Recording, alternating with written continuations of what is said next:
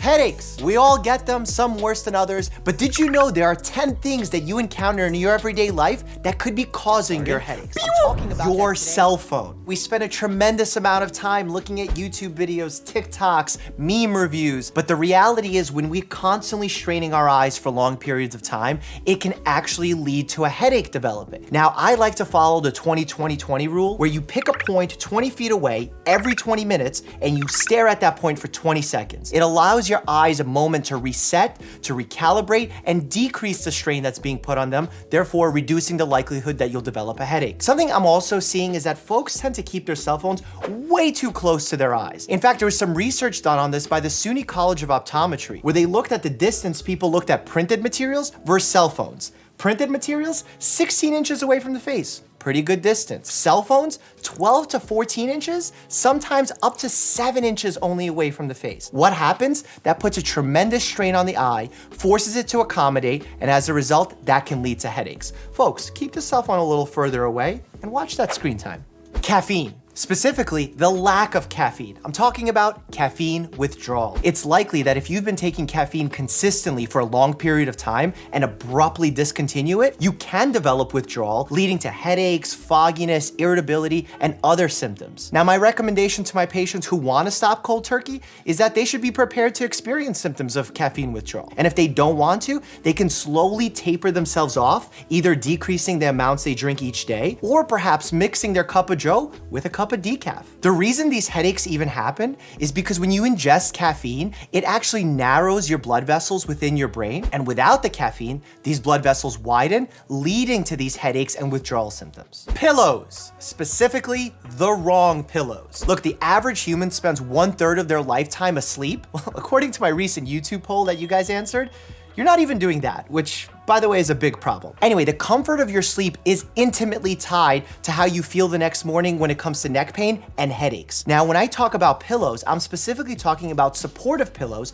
based on the type of sleeper that you are. For example, if you sleep on your back, you don't need a very supportive pillow because you want your spine to be in a neutral position. But if you're a side sleeper, you need that extra layer of support to help lift up your head and keep your spine in the neutral position, decreasing the likelihood that you would get neck pain or tension headaches. This also holds true for mattresses. Pick a mattress too soft, you'll sink in and lose that spinal alignment. Pick a mattress too firm, you'll wake up with shoulder pain and neck pains. Make sure you test drive the mattress you're gonna be spending 1/3 of your life in. Cheese. Cheese. Cheese. Not this cheese, this cheese. And wine. Two foods that are actually consumed commonly together, but can be triggering for migraine-susceptible individuals. Why does this happen? Because there's a substance known as tyramine that's found in aged foods, blue cheese, Parmesan, Swiss cheese, wine, aged meats, etc., that can actually cause a preliminary vasoconstriction in the blood vessels in the brain, meaning they shrink, which wouldn't cause a headache, but then immediately after cause a rebound vasodilation, where these same blood vessels start swelling in the brain. As a result, you trigger a migraine. Ways to prevent this? Avoid tyramine-containing products, or at least plan ahead. I love cheese. Can't stop cheese though. Cheese. Medical facts. Teeth.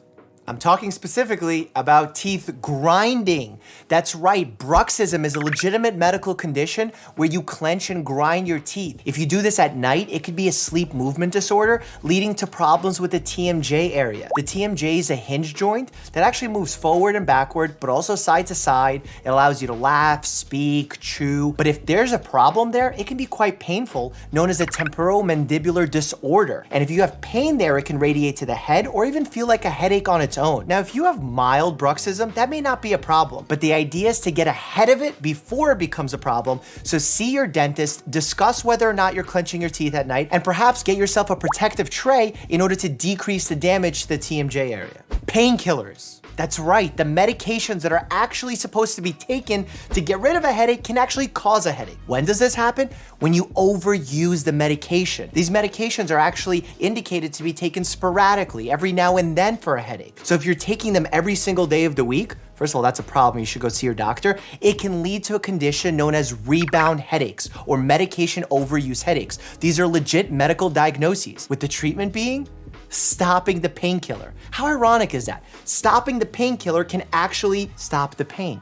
It's almost kind of backwards. The biggest culprits here, acetaminophen, commonly known as Tylenol, or some of the prescription medications like opiates. So you gotta be really careful when you're using these and talk to your doctor if the headaches aren't stopping. Weather. It's truly a big trigger for migraine sufferers, and we're talking about drops in barometric pressures, high temperatures, low temperatures, high humidity, dryness. All of these things can mean something for different people and trigger headaches. Now, an interesting theory that exists that actually gets me excited is that perhaps individuals who've inherited the sensitivity to weather, that they get a headache before a storm perhaps, can actually have inherited for very good reason. Our ancestors, the ones who didn't hide before the storm because they had a headache, perhaps didn't survive. And maybe you're here right now because your ancestors actually got a headache and hid from the storm. Kind of cool to think about if true. Headbands, caps, hats, headphones, goggles, ponytails. I'm talking about compression, specifically compression headaches. That's right, if you wear something extremely tight across your forehead, across your scalp, you're actually putting pressure on the nerves underneath the skin, irritating those nerves, and they actually receive signals from the brain going to the face, leading to a potential headache if they are irritated. The most common culprits here are the trigeminal and occipital nerves that actually feed innervation, meaning sensation, to your face and back of your head. So go ahead, take off that hat, take off those headphones, goggles, and let that hair down. Prescription glasses. Now these could be the wrong prescription, or it could simply be your eyes adjusting to the new prescription. If you wear bifocals or trifocals, you actually have to look at a specific angle of the lens in order for your eye to get comfortable. And there's an adjustment period there during which time you can get a headache. If you're getting the wrong prescription completely, that's gonna cause a strain on your eye muscles, which there are 6 of. If those hurt, your head can hurt. You could also have an issue with the frames of the glasses where they put too much pressure on your nose, the backs of your ears, or even on your temples, leading to other headaches as well. Perfumes.